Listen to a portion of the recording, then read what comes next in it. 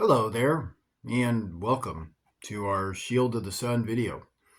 Now, in this video, we're going to be continuing our lessons from the book of Daniel. So, I'd like for you to join me in Daniel chapter 6.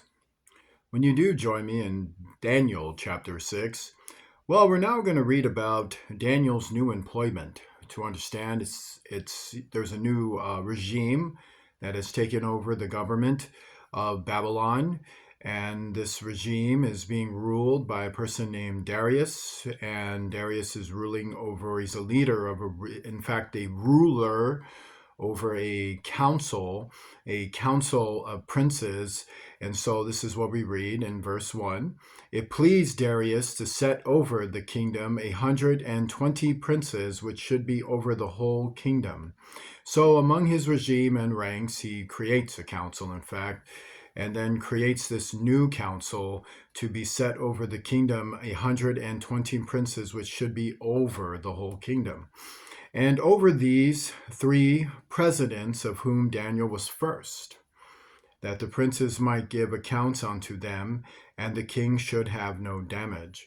So Darius was the one who went in and conquered Babylon, and which was under Belshazzar, and went and took everything over. And most likely we would come to learn some facets of history, or even within the common sense of what is being actually naturally and more importantly presented in the Bible, is that Daniel naturally would be trusted first. You go among the others and, well, I just conquered all of you, and I know all of you are attached to. I decided not to execute you. I decided to keep you here and keep you working and just keep doing your jobs. And we're going to have a new government, and I've already set over 120 princes over you. And now I figured Daniel should be the first among you, since he's so acquainted with all of you. He will then have my men be acquainted with all of you. So since Daniel knows all of you, and all of my men, and myself and all of my men conquered you, and now we have to run your government, well, here's Daniel. Daniel will acquaint us and recommend things to us. He's actually just going to tell us all about you, and then he's going to be very, very good at this post. And the king should have no damage, of course, because I know you guys trust me. I just conquered you. And I know you guys treated Daniel like garbage, because I had spies here and I had espionage here right before I conquered you. And I'm also a seer, possibly, and that's not in the Bible, but to understand that could be it. But to understand, let's look at the espionage and everything else, because that was true. Obviously, Balthazar was slain that night. So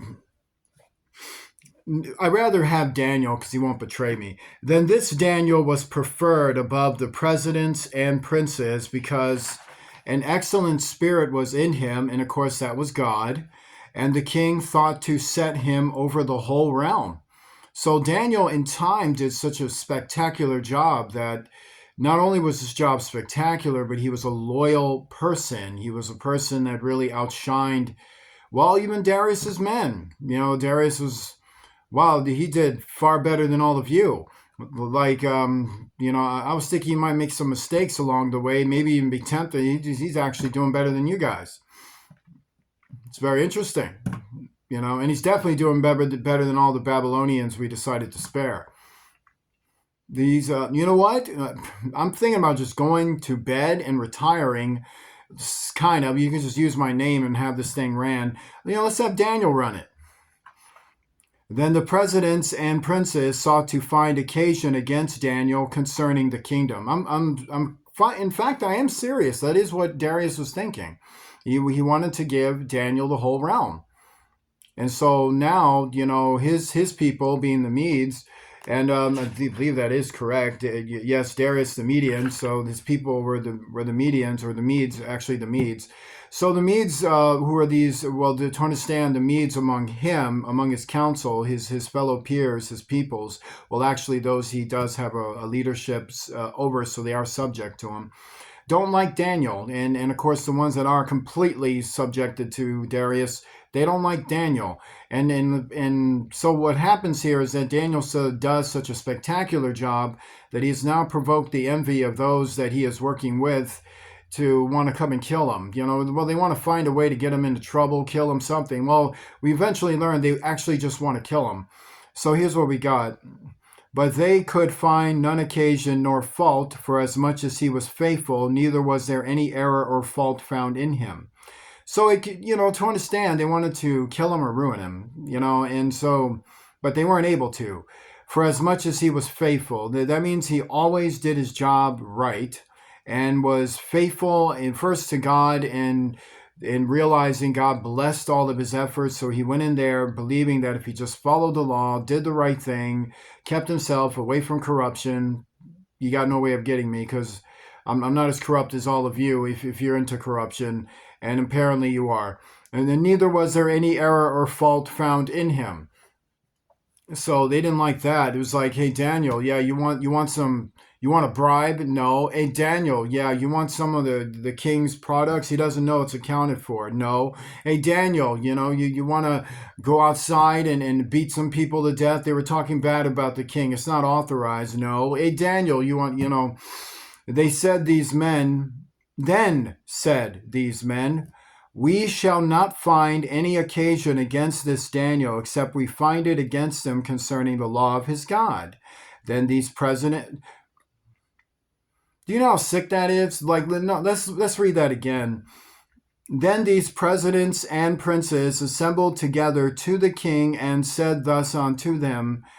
I'm sorry, that was verse 5. Let's read that again. Then said these men, we shall not find any occasion against this Daniel, except we find it against him concerning the law of his God. Do you know how disgustingly sick that is? Maybe we do need to reflect on it. So to understand, except we find it against him concerning the law of his God. Do you know what they're saying? They're saying we can't get him into trouble in any way, shape, and form in the manner and the way we get in trouble. So maybe what we need to do is find some religious law for him to break. And if he breaks this religious, so to understand, like we worship gods, we're Satanists. So if we can get him to do if we can mandate a satanic ritual toward him, and if he says no to that ritual, then we can get him killed.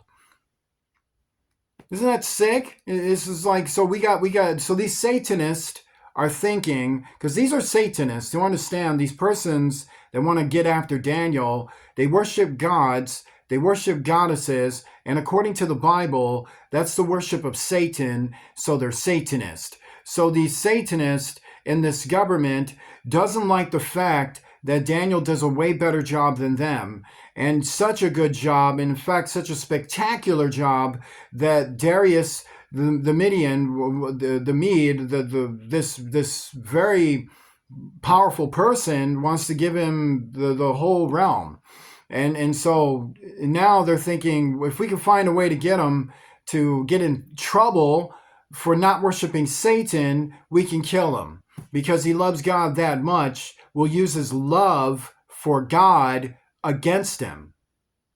That's what makes that sick.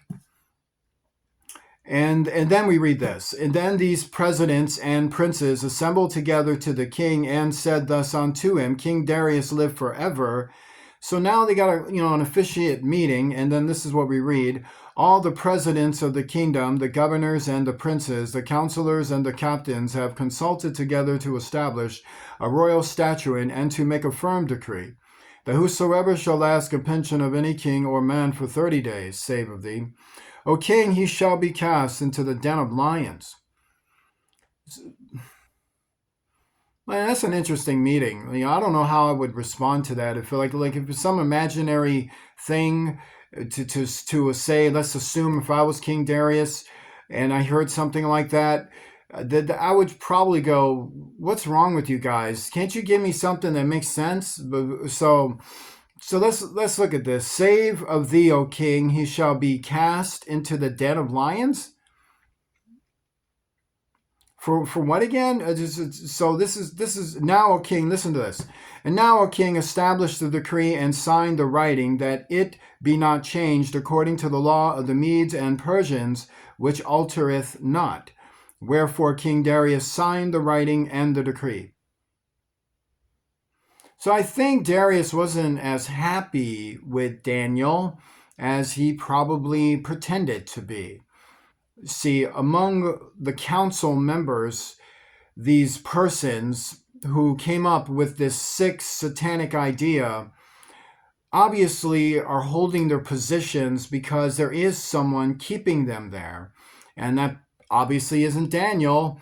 So that would have to have been Darius. So sadly, Darius is a Satanist too. And he is uncomfortable with Daniel. He is uncomfortable with his position and uncomfortable with things. So now it's going to look like Darius has just signed something unbeknownst because he doesn't know what the heck this is. Look at what he just heard. You know, I mean, you just heard that and you're signing it?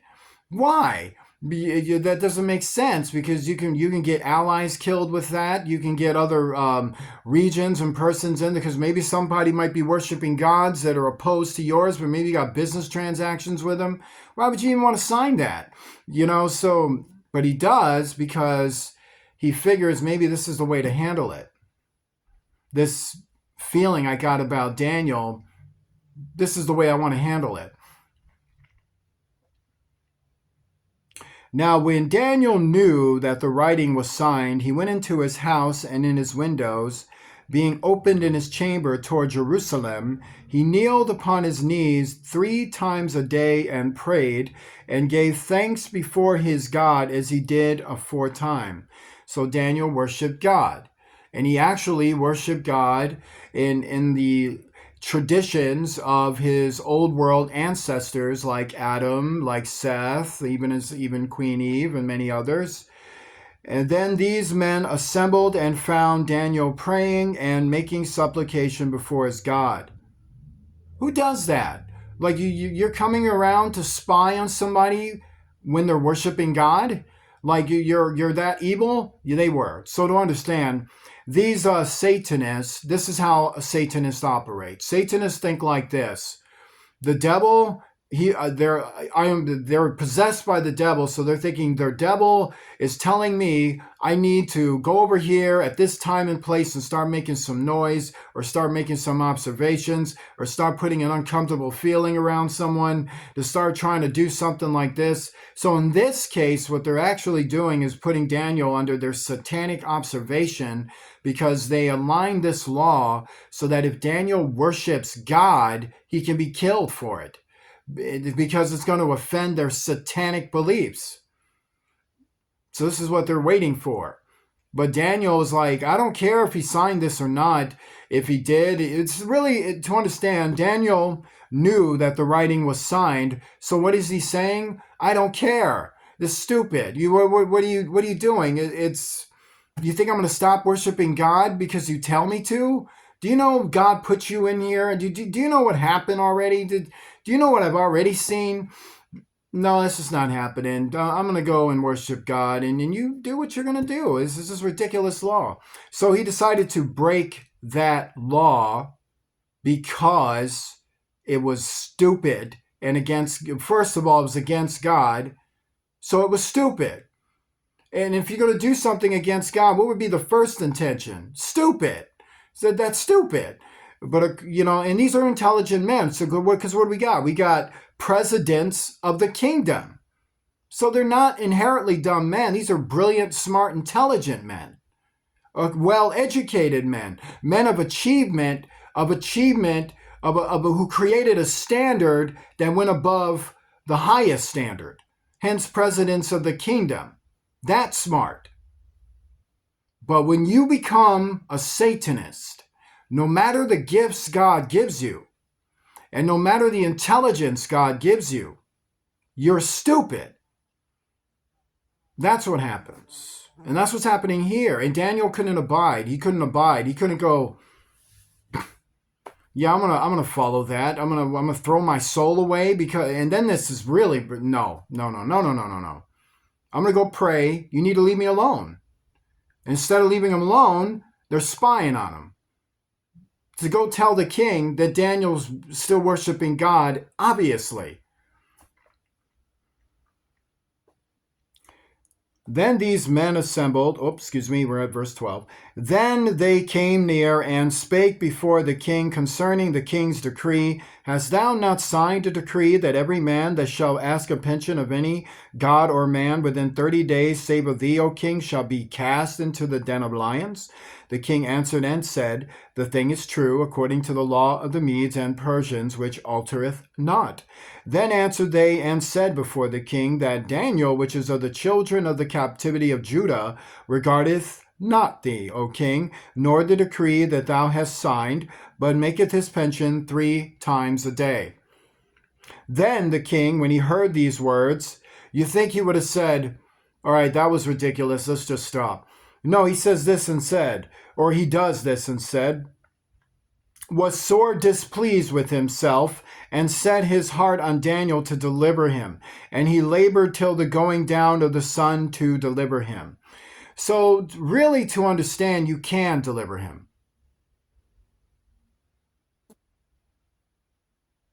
See, some people look at it like, see, Michael, he cared for him. Well, then go deliver him. Tell them that this is just a ridiculous. You sign this in the law, it altereth not, but it's a dumb law. It's stupid. Look at what Daniel just did. You know why he did it? Because it is an illegal front to the beliefs of the Babylonians, which also had a law which gave Daniel the decree, as we read in the earlier chapters, to worship God. So Daniel did have a legal right to worship him, and the king knew it. The king knew that his royal statute in law is just that it's royal statute, and so even though you sign it, it altereth not, you can still save your friend. But instead, what he actually goes and does is he goes and does this. He starts to put on concerned. I'm very concerned about Daniel's decision, as if, you know what, I can't take back my word even though I can. So I hope, Daniel, you figure this out. Even though you're the guy that can save him. Then these men assembled unto the king and said unto the king, Know, O king, that the law of the Medes and Persians is that no decree nor statute which the king established may be changed. Then the king commanded, and they brought Daniel and cast him into the den of lions. Now the king spake and said unto Daniel, Thy God, whom thou servest continually, he will deliver thee.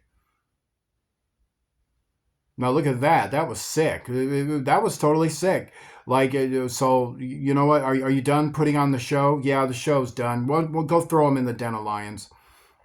And a stone was brought and laid upon the mouth of the den, and the king sealed it with his own signet, and with the signet of his lords, that the purpose might not be changed concerning Daniel. Then the king went to his palace and passed the night fasting. Neither were instruments of music brought before him, and his sleep went from him.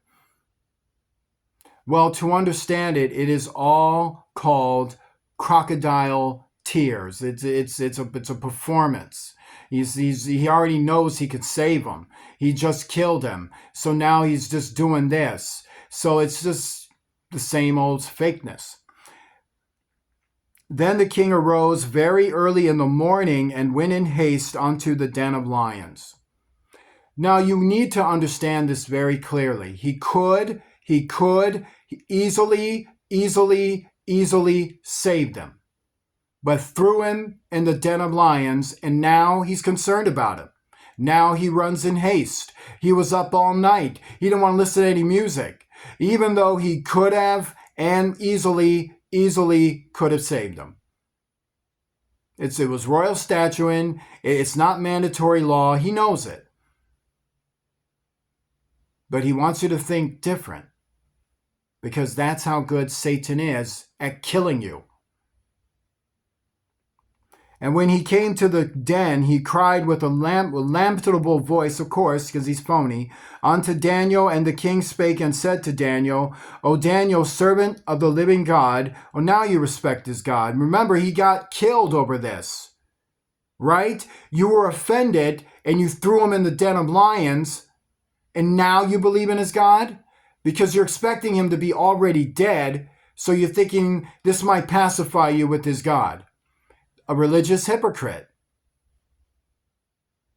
Is thy God, whom thou servest, continually able to deliver thee from the lions? He's not expecting an answer back. He's really evil, this guy. Then said Daniel unto the king, O king, live forever. And that probably scared him like you wouldn't believe. My God have sent his angel and have shut the lions' mouths that they have not hurt me. For as much as before him innocency was found in me, and also before thee, O king, have I done no hurt. So God sends an angel down there. He was probably down there petting the lions and messing with them, and they were having like, hey, look at these lions. You all right, Daniel? It's like, this guy's just a satanic, evil person. But when he ends up hearing your voice, I think he's going to kill all his detractors. You might want to be careful with him. Then was the king exceeding glad, I'm sure you were exceeding glad for him, and commanded that they should take Daniel up out of the den. So Daniel was taken up out of the den, and no manner of hurt was found upon him, because he believed in his God. So they were like, man, did you get a scratch on you? No, nothing. It was not a thing. I did nothing. Nothing. And why are those cats? Well, they're hungry now, but nothing. And the king commanded, and they brought those men which had accused Daniel, and they cast them into the den of lions, them and their children, and their wives, and the lions had the mastery of them. Imagine that fight. And break all their bones in pieces, or ever they came at the bottom of the den. So I guess we know who won. Then King Darius wrote upon all people, nations, and languages that dwell in all the earth, peace be multiplied unto you.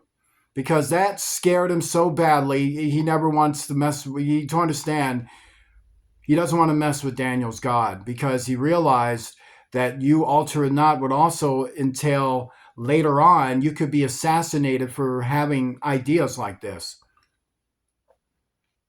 I make a decree that in every dominion of my kingdom, men tremble and fear before the God of Daniel, for he is a living God, and steadfast forever, and his kingdom that which shall not be destroyed, and his dominion shall be even unto the end. So it does make you wonder what that king saw when he looked down in that den and saw all those cats happy, Daniel unharmed, and that angel sitting there looking up at him like, you ever do this again, you're going to be down here with them. He delivereth and rescueth, and he worketh signs and wonders in heaven. That confirms what I just said. And in earth, who hath delivered Daniel, listen to carefully, who hath delivered Daniel from the power of the lions. This was all God. So this Daniel prospered in the reign of Darius and in the reign of Cyrus the Persian. Join me in prayer. Our Father, who art in heaven, hallowed be thy name. Thy kingdom come, thy will be done, on earth as it is in heaven. Give us this day our daily bread. Forgive us of our debts, as we forgive those who are our debtors. Lead us not into temptation. Deliver us from evil, for thou art with us. For thine is the kingdom, power, and glory, forever and ever. In the name of Jesus Christ, the King of heaven. Amen. Please remember to donate to Shield of the Sun using Cash App to $ Shield of the Sun, spelled in small case letters closed together. I want to say God bless you, and I shall see you soon.